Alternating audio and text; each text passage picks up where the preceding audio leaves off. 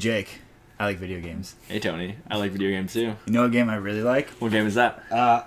What is it? Uncharted 2, Among Thieves. Look at that box art. I just played that game myself not too long ago. I fucking love that game. Yeah. So, like, disclaimer right up front, I am a total Naughty Dog, fanboy, so, like, they can do nothing wrong by me. Like, Uncharted and Last of Us are, like, my two favorite. Uncharted 4 and Last of Us are, two of my favorite games of all time. Yeah, I think, other than Crash Bandicoot, like, one of them for the Xbox, this is my first Naughty Dog game. Did you not even play, like, any of the PlayStation ones? Like, nah. Holy shit. Add that to the list. Only Crash Bandicoot. I think, something Tycoon. Holy shit. Yeah. Well, anyways, this is nothing like Crash Bandicoot. Kind of. I mean, like, you can see influences in, like, the game's design. Right. And they actually allude to that a lot in Uncharted 4. Main protagonist, big and orange. He's a wild animal, yep. So, yeah. But, like, it's a really interesting game. Like, for people that haven't played it before, it's like Indiana Jones, the video game. So you're running, gunning, traveling all over the world, chasing down treasure and bad guys and stuff. A lot less Nazis in this game. A lot less Nazis, but it's still pretty great. Before we really get into it, there will be extreme spoilers for Uncharted 2 and minor for, I guess, the rest of the series. I'm going to try not to spoil things too hardcore for the other games, but Uncharted 2, we're talking about everything. So if you ever plan on playing this game and you care about the story, just probably cut it off. So a lot less Nazis in Indiana Jones. Still a Nazi, though. yeah, exactly. The main bad guy, right? Like No, the, like, old guy, Schaefer. Schaefer. Remember, he was a Nazi. What are you talking about? Schaefer? He's, like, the old German dude you find in the village. Oh, the one in Tibet. Yeah. Okay. And then he's like, hey, random dude, take Nathan Drake to this site where I had all my Nazi friends killed. Holy shit. But he killed them for a good purpose. Let's talk about this story. So, like, what are some of your favorite parts from the game? Like, it's an interesting setup in the fact that, like, Nate, like, you get introduced to Nate as like I think his first introduction, he's at, like, some, like, beachside bar, and, like, he meets up with Flynn and Chloe, and Flynn's like, oh shit, treasure man. having never played an Uncharted game, the sexual tension between Nathan and Flynn is palatable in the first scene. So it's frosted tips, man. It's a good look. It's a real good look. But so the game's about treasure, and, like, it starts off with, like, Marco Polo. It starts about treasure, and then it slowly drifts off. We won't get to that. we will. Yeah, we will get to that. But so story wise, do you like the characters? So it's your first Uncharted game. Like, you get introduced to Nate in a pretty fast pace, but, like, you understand who that guy is, like, from the start, right? You get it. He's kind of like swashbuckling. Yeah. Saving the day and chasing down treasure, chaotic. He doesn't really save the day for a while in this game. He starts the game as a thief, really. Yeah, among thieves. There it is. Like, the first main mission of the game is a museum heist. Yeah. I never really thought about it. I guess overall, like, the story is... It's nothing special. I'm just gonna put it that way. It's nothing you haven't seen before from an action flick. Be surprised by anything. Yeah.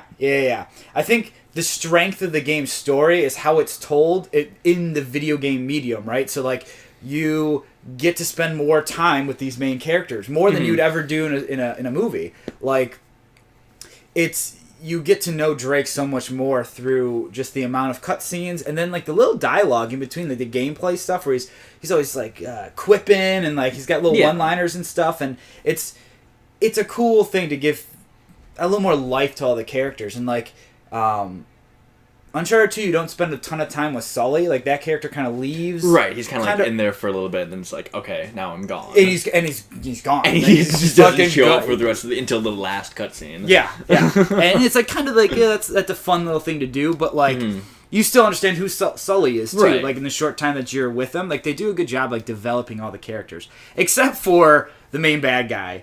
He's yeah, Blagarovich. Yeah, whatever. It's Lazarevich. There we go. Yeah. So like he's just like some tyrannical warlord that is chasing after Marco Polo's treasure, which ends up being Shambhala. Right. Just to like take over the world, I guess. Like he's just a bad dude. There's no motivation behind that character. Okay, I'm gonna get into 2 beats that I didn't like about the story real quick. Okay. One of them I'll come back to, which is just like the main ending, not like the ending, but the third act of the story. Yeah. But at first, like you said, it's like a fun Indiana Jones National Treasure like story, except you get more time with the characters because it's a longer game. Yeah. That works for and against it. Yeah. Because it's like, oh, Nathan Drake, he's fun, kick back, loose treasure hunter, but then you also have to fill like a 10-hour game, and the way you fill that is with lots of fighting.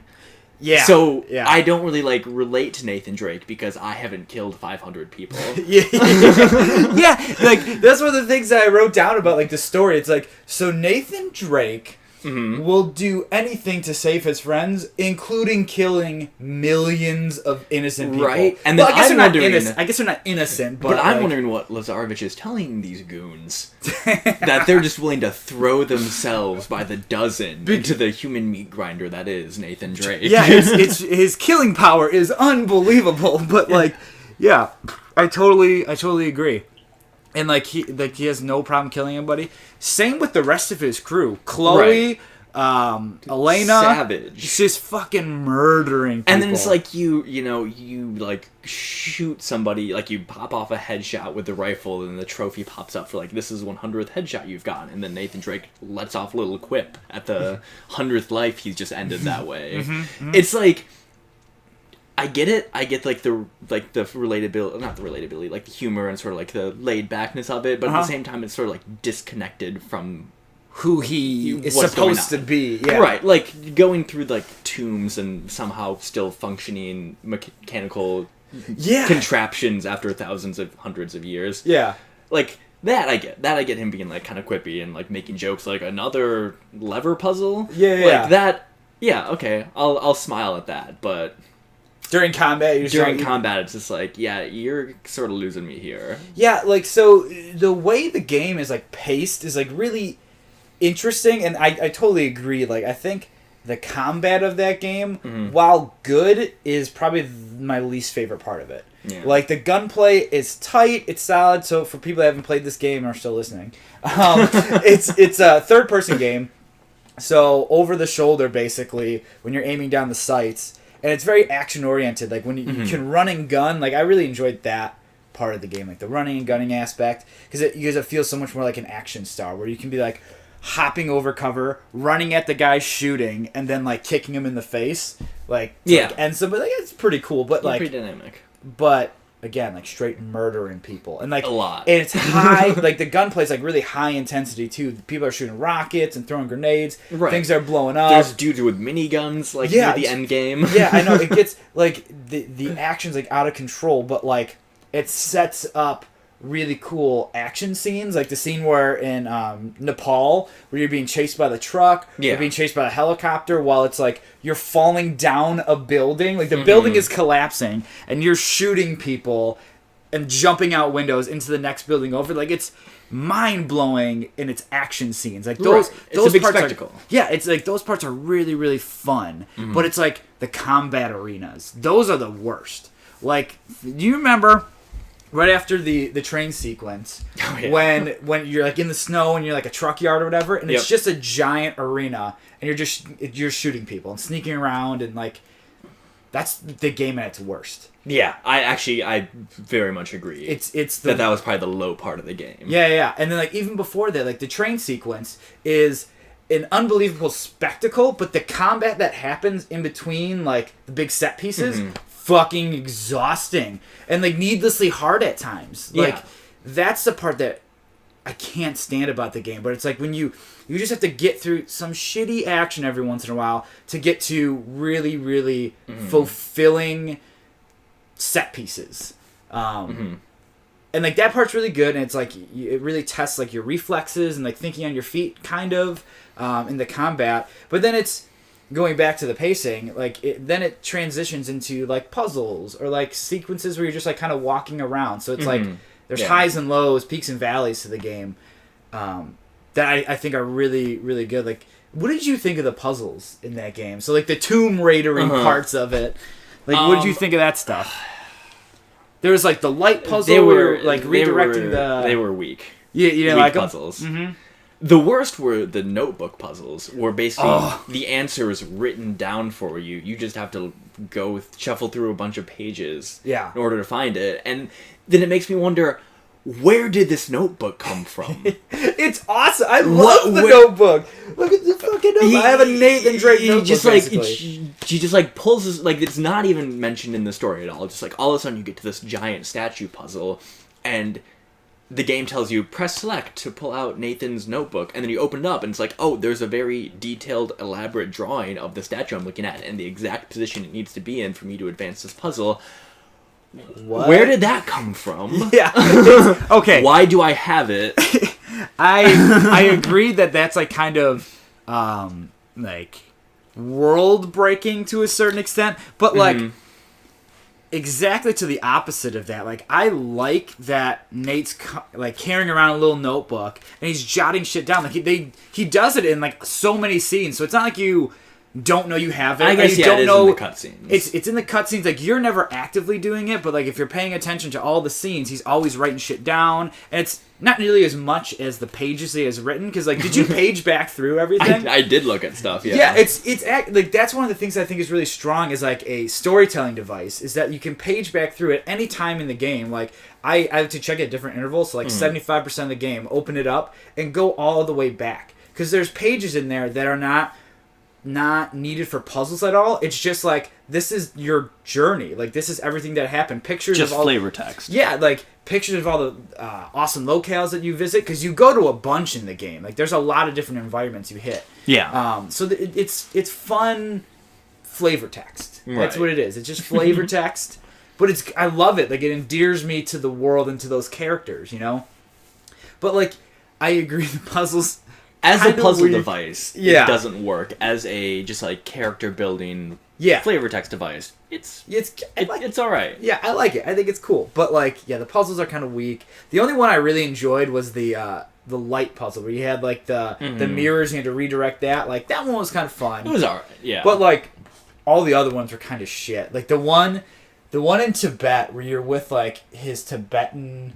The 2-person puzzle where, like, you have to, like, jump around, like, and he's doing stuff on the other side of this big chasm. Like, most frustrating puzzle of my life. Oh my god. Yeah. That part fucking sucked. And usually it's, like, again, a good break in between action. Like, you'll go through a high intensity action gun battle or set piece, get dropped into a place where you have to do, like, climbing shit into a puzzle or something. Yeah. And then right after you finish the puzzle, you know, on cue, action sequence again. And it's like, I like that, the peaks and valleys of the game like that.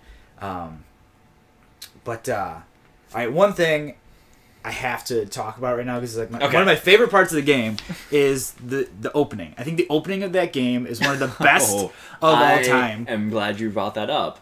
Why is that? The opening scene, Nathan Drake wakes up, he is sitting in a train car, he realizes that he's been shot, covered in blood. Yep. Then you find out that the train car is hanging over a cliff, and, you know, he falls to the end and has to climb back up in order to not die, like, barely makes it, climbs to the top. Yeah. Really effective, really solid opening scene, gives you the climbing tutorial without a single button prompt.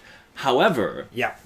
as you mentioned before, there was the train fighting sequence later in the game, which is one of the most frustrating action sequences in the game. Like, that was the longest time I spent on the train action sequence. Yeah, the worst. And then right after that, it throws you back into that exact same tutorial climbing thing, and then doing it again while being frustrated. Yeah, it just I hated it. Okay, so when it first happened, I loved it, and then it happened again. I'm like, this is so frustrating. I have to do this again. yeah, and I'm glad that's the exact one I had written down too. It's like, the initial part, it's great, it teaches you all the mechanics in a fun way, and it instantly grabs you. The game, like, grabs you by the neck. It's like, fuck, you are playing this game right now. It's like when movies start without credits, you know, like, it gets right into it. Like, think of, like, The Dark Knight. Similar thing, like, you're right in it. But also, you're right. a great introduction to the Uncharted 2 drinking game, which is wherever Nathan Drake jumps to something or is climbed on something and then it breaks, take a drink. That's fucking... I never thought to... That's awesome. That's a... You'll be hammered by the time you get up the snowy train cart at the tutorial. Yeah. Because it happens like 8 times. Oh, dude, so many. And if you do that over the course of the entire game, holy lord. Like every climbing sequence, something breaks. Something breaks. It's always... And he always escapes by it like it's nothing. It's so great. I love it. Like, the climbing is just so silly sometimes. It's so silly. It's like the silliest thing to think a guy can do this. But, like...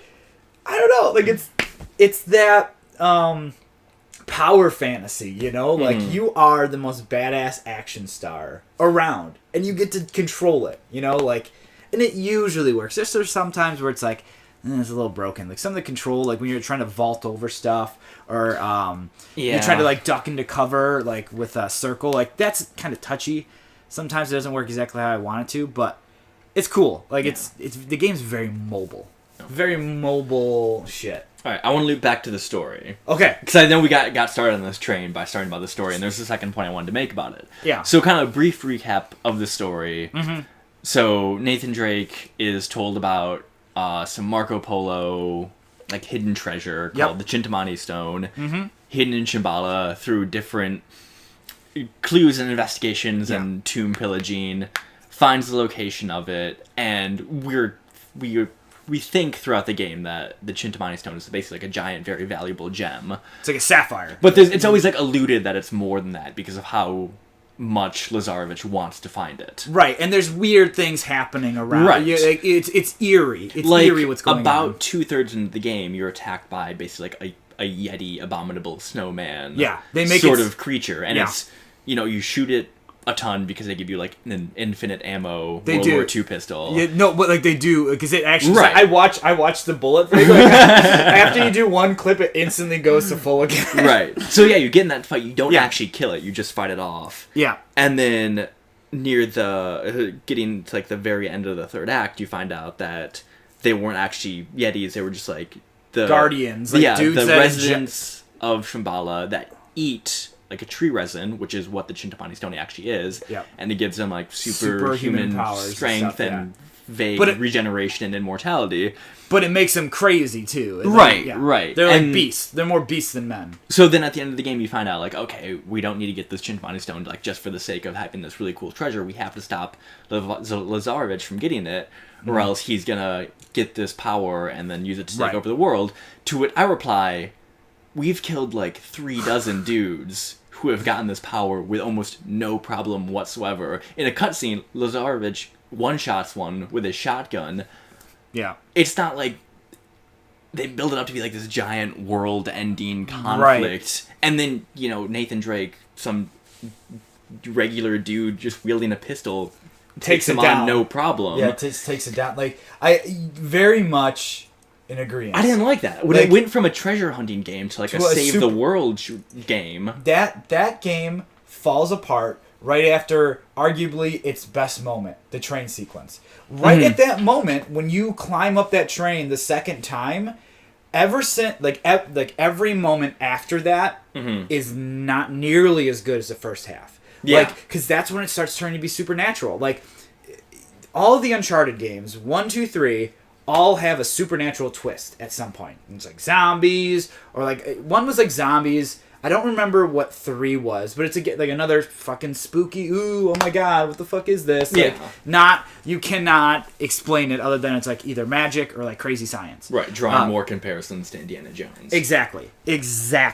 So after that point, that's when the game falls apart. Like it's not very good anymore. Like I love everything that happens when, like you said, it's a treasure hunting movie. Like, the love triangle between Elena and Chloe and Nate is great. It's really good. And it sets up this whole thing that, like, Chloe's the bad, sexy British chick who, like, gets things done. And then Elena's, like, this good girl, but, like, hangs with Drake, like, no problem. She gets shit done, too. And it's, like, this good girl, bad girl thing. And Nate's like, well, the bad girl is cool, I guess, and she's super hot and all this stuff. She doesn't judge me for going on adventures. Right, exactly. Yeah, exactly. I can do whatever the fuck I want. And then Elena's like, fine, you're better than this, man. Right.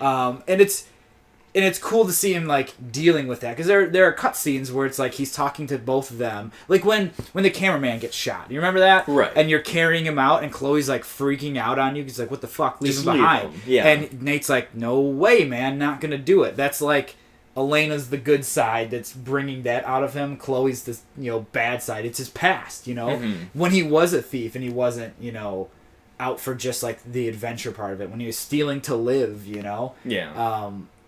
That's like the part that Chloe represents, and like it's really cool how they do that. Again, like back to Sully. I wish he was in this game more. Like he's like since you haven't played any of the Uncharted games, you like don't know Sully at all. Sully is in the entire first game, and he's like awesome. He's such a cool character. He's like Burt Reynolds. Burt Reynolds is hanging out with you, and he's old.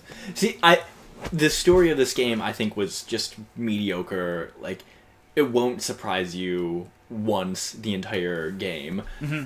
But I remember watching the Uncharted 4 gameplay trailer, and Sully's in it, and I was legitimately surprised that he survives to the fourth game. Yeah, because it doesn't make any sense. Primed to be killed, or to like turn evil, or to like have some sacrifice. Because he's just so that character. Yes, that him living doesn't seem right. Defies expectations, and it's the only time this game does that. Yeah. I would no. I totally agree. I do agree with that. But like, the game is just the fun part of the action movies. It's not trying to have some like crazy twist out of nowhere. Like, oh my god, like this guy's dead now. Oh no, like the characters it is established are staying in it. These are the players in the game, and they will always be. Yes. I like that. I like that part of it. After hearing only about Uncharted and Last of Us through reputation, I had much higher expectations of the story. I will say that the Naughty Dog games in general, they work on like an awesome continuum. Like they keep getting better. They incrementally get better. Uncharted 3 is a step back from 2. Mm-hmm. Graphically, it's like way more impressive, and it's a cool locale and all that. It's very desert. It's deserty, so like that's kind of cool. But storytelling, it takes a step back. On Uncharted 4, it's amazing. It's really, really good because they strip out all that supernatural bullshit, and it's a character story. It's about Nate and Elena, and it's about Nate trying to not be a thief anymore, like completely strip away the adventurous part of him and be like a normal guy. And he gets pulled back in, and like of course he does. Of course he does. It's again a story that's been told tons of times. You're not gonna get blown away by it, but the way that they tell their stories, I think, are really, really solid. I think like through the gameplay, through these awesome set piece like quasi cutscenes, I think they tell a story that is not gonna surprise you in a very impactful way that stays with you. Like, to me, I see Uncharted as it's a movie. It's a movie that you play. And it's not going to surprise you, and you're not going to... We're both going to get the exact same story out of it. It's not like a Bethesda game. It's not like an MMO. It's... You're building your own story, and... I mean, you're not building your own story. You are experiencing what the director of the game wants you to get, right? And that's what I like about it. It's a very well told story, even though it's well trodden. I don't know. I dig it. I dig it. I'll respectfully disagree. Fair enough. I thought it was a well trodden story that was told at the bare minimum. I think this story would be right at home in a PlayStation 1 shooter. Really? Yep. A PlayStation 1 shooter, like Siphon Filter? Exactly. The story is passable. I agree that it's like a by the books blockbuster story. Yeah. But so like the gameplay is what took you out of it. Right, like, so Yeah. like you struggled with gameplay stuff, so like getting to the next story beat, even though you know what's gonna happen, like you don't care anymore, right? Like, is that like kind of what you're saying? Yeah, I mean, I grant I wasn't a huge fan of the gameplay itself either. Mm-hmm. The gunplay, I think, is passable. The climbing's all right. It's kind of hurt by its own presentation in the climbing. I'll get to that, but like, Yeah. In total, like, the gameplay itself is serviceable. It's passable. It's all right. I wasn't like really immersed and compelled when I was playing the game, and then like getting to the next story beat, I wasn't. Yeah, like nothing was really driving me to complete the game to move on. The carrot on the stick wasn't working. Right, the carrot on the stick was just finishing the game. Yeah. Okay. So yeah, if this would be a good segue into gameplay. This is the worst joke ever, but it's great. So after the train scene, the game totally goes off the rails because it's a train. And it crashes. It goes off the rails. But yet, like, if that game was like 6 hours shorter, I think it'd be. How long is the game? I don't even remember what my timer was. I think mine was like 12. Well, that seems about right. Maybe less. Probably less. Yeah, I think this is the first time in a while I wish this game was shorter. Yeah, like, there's certain times that like I'm really enjoying a game, but I want to wrap this up. Mm-hmm. Like, this is one of those times that like I really felt that, and it's not because I didn't like the game. It's like you're kind of overstaying your welcome. Like, yes. I already got what I wanted out of it, which is that block before the train sequence, like before you do that climbing section again. It's like, this is all great. It's all really good. And then as soon as the supernatural bullshit starts coming in and the story gets really squirrely at that point, like, I don't care anymore. Like, I was racing again. I was trying to race to finish the game. Right. And that sucks. But I still think that the first half of the game holds up really well and is really good. But yeah, like, it's just too long. It's too long. Like, or maybe it's just that its second half just really sucks. And you wanted to just be over. You want to remember the good shit about it, not all that bad stuff. Yeah. You know? I can admire what it tries to do with the gameplay, because this came out 2009, so it's a 7-year-old game. That's shit. And it's probably one of the first times that, like, as you mentioned, a game tried to have very dynamic, moving, and like at sometimes 3-dimensional combat. Yeah. And yeah, I can admire it for trying that. In execution, it didn't work so well. I felt like the gunplay was, again, all right. The cover-based mechanics was, par for the course at that time, and the controls for the covering weren't great. I did like the climbing, and in the times where you could manage to like do a little bit of traversing vertically in a fight without being killed immediately, it could be very beneficial and very nice.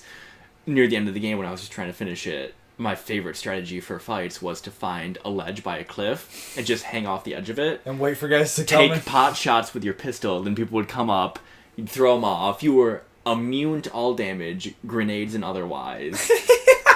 I never want to do that. I would just wait there until I ran out of pistol ammo and then just throw people off the edge. That's so funny. That's like fundamentally completely different than how I played that game. Like, I played run and gun all the time. I died so many times just trying to do the fanciest shit. You know, like, yeah. I would do that too, and I would then eventually just end up going to like just turtle gameplay, just to finish, slowly advance, killing people when they pop their heads out of cover. Yeah.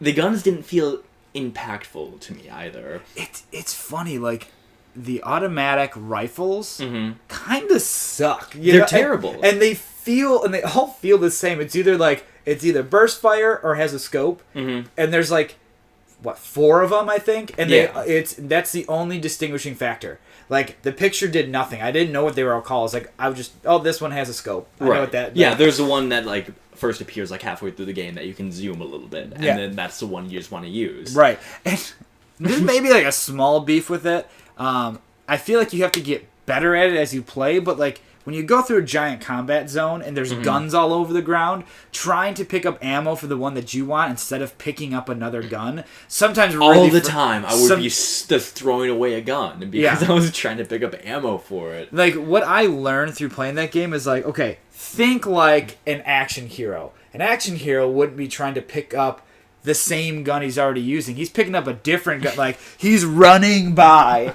grabs the gun, turns and shoots out. Like, crazy shit, right? Like, just dumb action for the sake of action. Like, don't think about your own safety. Just fucking go for it. Like, that's kind of the gameplay of that game. It's like reckless abandon at all times, you know? Two other things with the gunplay that annoyed me. So, one is that I timed this. If you go from basically like just before dying health to the automatic regen to full health, it takes 10 full seconds, which is an eternity. And any combat situation just grinds to a halt while you're waiting this far too long period of time for you to be able to stand back up and like make a move or make a shot again. And it would just break the immersion for me mid-combat. The time. I would run. Like, I was always like running in that game, like always running around. Like, if I had low health, I'm ducking and dodging out of there. I'm not hiding behind a wall. I'm jumping out a window and like flanking them and then getting up against the wall, like getting out of combat completely, or at least trying to. But you're right. There's a lot of times where you can't get out of combat. You have to turtle. It's because like they keep ratcheting up the intensity of the gunfights, but like losing the part that it's like, okay, it's not the amount of guys I'm killing, it's the interesting situation you're putting me in. Like, I don't need to kill 50 guys to feel powerful. I could kill 5 enemies, but as long as it's like an interesting gameplay moment where I have to climb up here, jump down here, like jump down, kick the guy, take his gun, shoot this dude, like do like a James Bond, moment. I'd rather have that than the battle theaters that they give you, And then they try to like each one tries to be a set piece and they end up getting really stale. Yeah, like I feel like when they start dropping those Gatling gun dudes into the game, like, it's like, okay, come on, like, what are you doing? Like, this is, and that's like halfway through. Like, it's not even like an end game thing. Like, their end game boss are those giant beasts. Yeah, that like suck. That fucking suck. They're like popped up on tree sap. Yeah, it's like fucking crystal meth. It's like the Breaking Bad crystal meth, but in like sap form, and they're just like rubbing it on their eyeballs, freaking out. It's like, it's fucking crazy. And then the part that is reminding me of breaking immersion so much is that, okay, you remember they first introduced those beast men, like the Guardians, and like you said, they're like impossible to kill. But then as soon as you get a crossbow, one shot kill. Yeah. It's like, what? I've been smoking them with like a shotgun, but then a fucking crossbow is a done. Like, I hated that so much. Oh my god, that's such a trope in video games too. Like the bow and arrow is a one-shot kill. Why? Then these like primitive handguns and rifles we've made, you have to waste half a clip to kill somebody. Right. It's that I hate that. Man. I hate that so much. So the regen time, and then the other thing was the hand-to-hand combat is actually pretty solid. It's like this proto Batman Arkham Asylum punch and counter. But the thing is, if there's more than one person alive at a given point in time, it is suicide to try hand-to-hand combat. See, I used hand-to-hand combat all the time. So what I would do is, if I see a bunch of people like in a room, you run at them, shoot them a couple times with a pistol, or whatever gun you're holding at a time. You're just spraying around. Yeah. Usually if you hit, like, the melee button square, you get, like, the running... One hit kill, and then you move on next guy. You shoot him a couple times, and then, like, try to jump on his back. Or, like, I think of it more as, like, I'm trying to, like, jump between guys as fast as possible. That did not work for me. See, like, I felt like sometimes, almost, if you got into a melee combat situation, some of the other enemies would stop shooting at you sometimes. Like, it wasn't all the time. Well, what situation was that? I couldn't never tell you. Once happened to me. That happened to me, like, a couple of times. Like, you just get yourself into a melee situation, and it gives you a couple extra seconds. Like, I don't know. Mm-hmm. I get the same impact from killing 10 enemies as I do from, like, 50. And they don't need to have miniguns to be, like, feel like you're doing anything. Like, they try to like, ramp up, like, the intensity of all this stuff. But it's like, you're not doing it in the right way. You know, like towards the end of the game, it's just like, I wish this was like it used to be, and now it went in a direction I didn't want it to go, and it's like, but I really want to like you. I really want to like I love this first half of the game, and then it's like, fuck that. What do you think of the climbing in it? Which is a big part of the game. Yeah, like that's like the main traversal is like climbing. Right. Like I would say, I like it. Like it's fun, and you can do it quickly too. Like I learned very quickly in that game that if you just hit X a ton, you're just jumping. You're jumping from thing to thing. You can get through it quickly, or you could try to find different routes because it's not always just one path. You could take multiple paths to get to your destination, which I liked. But it always broke immersion for me when you're doing a puzzle and you're in like the ruins of this cave and he's climbing all around and everything and like figuring out the puzzle. It's like, wait a minute. These people designed this room when it was fully functional. Like, how are you doing this when it's like in disarray? You know, when it's completely broken down. Like, but it adds to the majesty of it. Like the one puzzle, this is in the room with the mirrors, and you're climbing that giant dagger. When you finish it, it slams into the dude's like the chest piece, and then like you go down into like the depths. Like that's cool. It's like a cool looking sequence. Like I try to just like suspend my disbelief through like stuff like that. Right, like if every time you walk into an ancient tomb and then the mechanics are still functioning and it turns into a climbing puzzle. Like I'm with you. You can't really like let that get to you because it does. Because it's a video game, you know. It's like, did you analyze every little thing in Indiana Jones too? It's like, oh my god, that bag of sand was totally not the same size, the same weight as that like cool little Inca thing. Like, no, it's an action movie. Like, shut up, just fucking do it. Like, because it looks cool. Like, just fucking go with it. You know. Yeah. I like the climbing too. I think the climbing it works well. It adds a lot to it. It lets you explore in a new, interesting way. A few times the design of the game sort of betrays you, where you're not sure if what you're going towards is a ledge, right? Or if it's just like a something else texture on the wall, right? That you'll fall off several times because of that. Yeah, like so that's the type of stuff. It's like, just button that up. Yeah, like if you could just. Certain pathways people are going to take. It's almost like, how much did you QA everything? You know, because like I would have found this and been like, hey, fix that. And I know they probably did find that stuff. And it's like, how do you fix all of these little things like that? Yeah. But like, if you're talking about like video game jank, like that's not the biggest offender. Like I think of games with way more jank than that. Oh yeah. That I can deal with a little bit. It's at the end of the day. I think so. At the end of the day, it's a video game. It was their second Uncharted game. You know, unless did they do that Vita one in between 1 and 2? I don't think so. I think the Vita one came after 2. I'd have to check that. I don't know that off the top of my head. Yeah. But anyways, it's a difficult thing to build. So like some of that jank, I'm like, I'm okay with that. Yeah. I mean, I'm able to forgive stuff like that. It's kind of like a weird nitpicky critique if you're like, oh, the graphics are too good, and stuff is too detailed, exactly, artistic. And speaking of artistic, there's one scene in this game that I completely forgot about after playing it the first time. I'm so glad that we played it through again, because like it's the smallest little thing, but I think it's like the most like telling of how cinematic they thought their game out.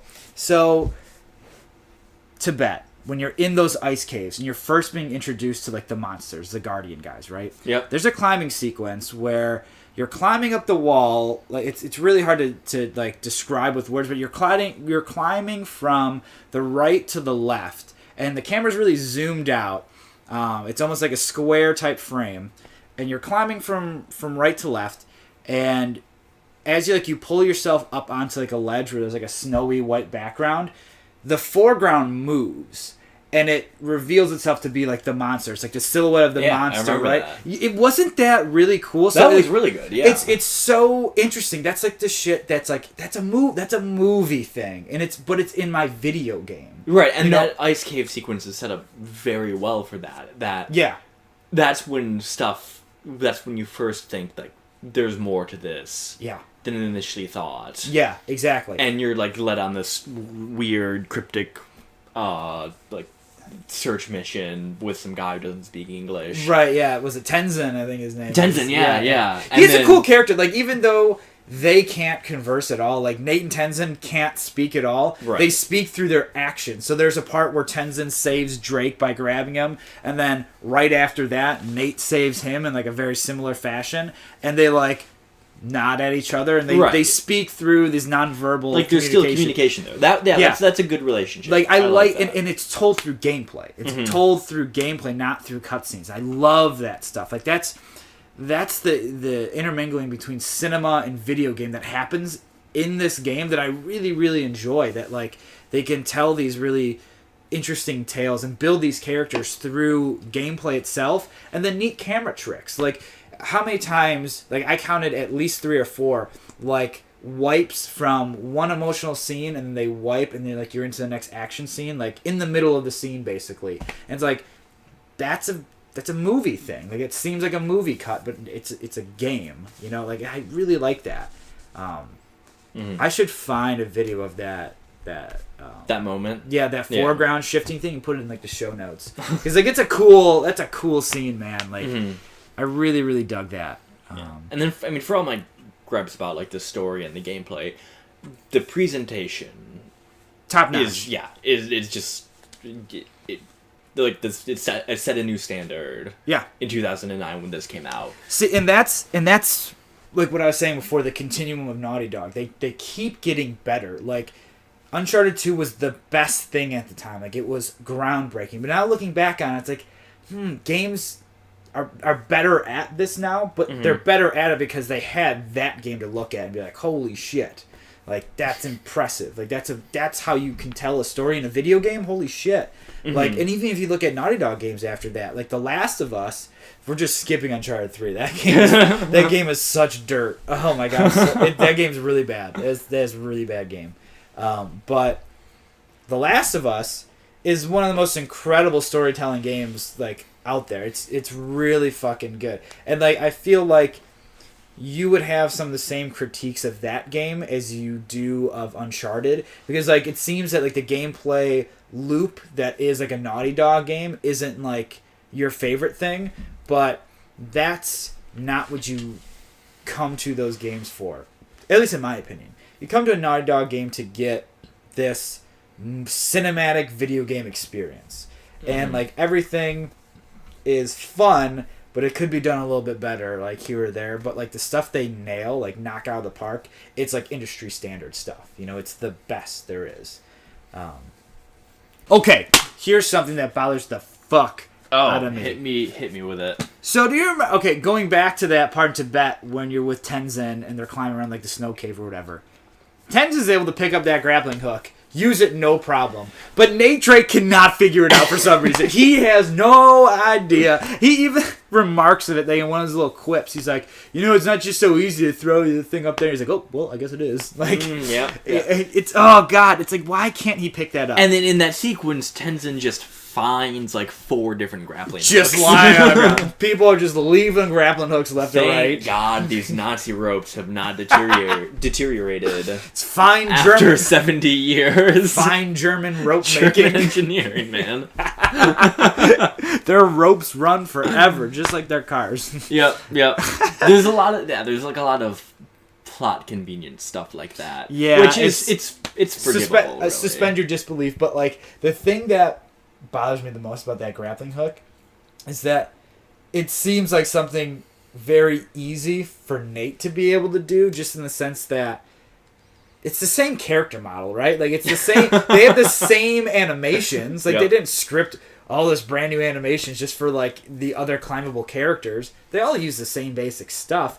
Why couldn't you just give that to Nate instead? Let him be the grappling hook guy. You gotta have Tenzin do cool stuff too. I guess the best. Okay. I still like this game a lot. I just don't like the fact you can't use a grappling hook. But it seems so easy. Is that the one thing?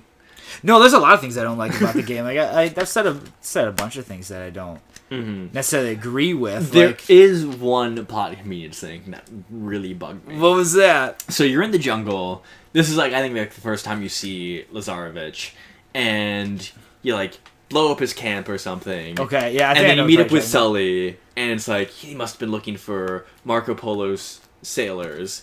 That Yeah. They crashed somewhere in this jungle, but he couldn't find them. And then you, Sully, walk for like 5 minutes, and then you just find all of them. It's like, are you kidding me?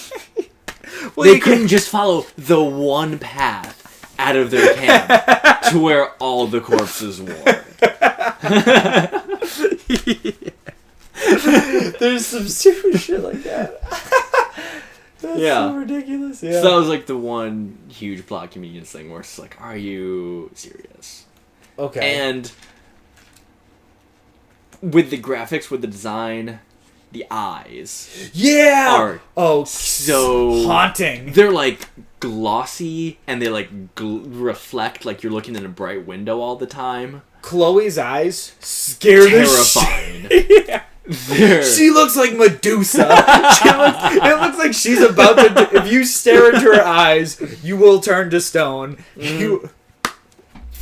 It's so ridiculous. That just like the character models in general, I think are really good. Other than the fact that like they do not care about showing you Chloe's butt. They're always just zooming up, like, look at this giant video game butt to take a look at. It's they never do that shit with Elena's character. It's always Chloe. Because she's not the saucy She's British not- lass. Yeah, exactly. Yeah, exactly. The hot British chick, you know. Yeah. So I gotta ask you, did you like this game? Like, would you give how many hays? How many hays? How many hays? Is this now? Hey, I like this game canon. I don't That we know. rate it. How many hays out of 5? No, it'll be how many hays out of a ballpark. Just scale is just we make it up on the spot. Okay, I will give it 3 unusable grappling hooks out of 5. Okay. Where I'm glad I finally played a cinematic Naughty Dog game. Yeah. It doesn't make me sad that I like missed out on this whole series. Yeah. I don't. If Would I were to like talk to somebody who's like don't really play games much, like I'm looking for like a good fun action romp, I might be like, yeah, Uncharted would be a good Works one. But for if I were to talk to somebody who's like really like Hardcore. plays a lot of games, hardcore guy. and told me like somebody like me who said like, hey, I've never actually played the Uncharted series, do you think I should pick it up? I would tell them that you're really not missing out too much. Okay. So also in Would you preparation, would you play another one though? Would you play Uncharted 1 or 3 or 4? I would maybe play 4 because I hear 4 is the best, but I would rather play Last of Us before any other Uncharted. Okay. I got you. And I honestly, this really tempered my expectations towards eventually playing Last of Us. Really? Yeah. Huh. We're going to have to do that one then because I would love to see the comparison that you can draw between it cuz like I think that game like takes all of the right steps, you know, from Uncharted 2 like I still like this game. Like even though it's flaws, like we spoke a lot about the flaws. We in this did, game. yeah. Like it doesn't change my opinion of it. Like again, I think the first half is incredibly strong, and the second half really fucking weak. The game is unbalanced, and it's good to bad parts. You know, Yeah. There's way more. Like the first part is almost all good. The second part is damn near all bad. You know, it's not the sweetest mixture, but it's still. Fuck, I love it. I still love that game, and I like where it led them. You know, Yeah. it led them down a path to make some of the best games ever. So, like, I don't know. I think I give it 7 hays out of a pack of wolves. But I don't think that's. I don't think that's a rating system. Nope. Also, there were no packs of wolves in this game. Yes, there was in the snow thing with Tenzin. Remember, they're walking around. Yeah. You never fight the wolves Because but then they're you there. see a bunch of dead wolves, and you're Yeah. like, what Well, killed the wolves? Yeah, exactly. It's the fucking blue Yeti people. Blue Yeti people. I kind of like that they were blue. They're like pissed off Smurfs. They're like if Smurfs did a bunch of crystal meth. That's what happened. Taller. They got tall. They just fucking Hulk out. Man. It's if Papa Smurf got hit by a radioactive gamma ray, and turned into a Hulk. There we go. New headcanon. Yep. Okay, so I think that does it. Yeah. What game are we gonna do next time, Tony? I don't know. That's this first one was my game, Jake. So Yeah. what's your game gonna be? You know a game I really liked? What game do you like? FTL Faster Than Light. Well, we'll see if I like it. Let's find out. Psst, I actually do like it. I do like it a little bit. All right, I think that does it.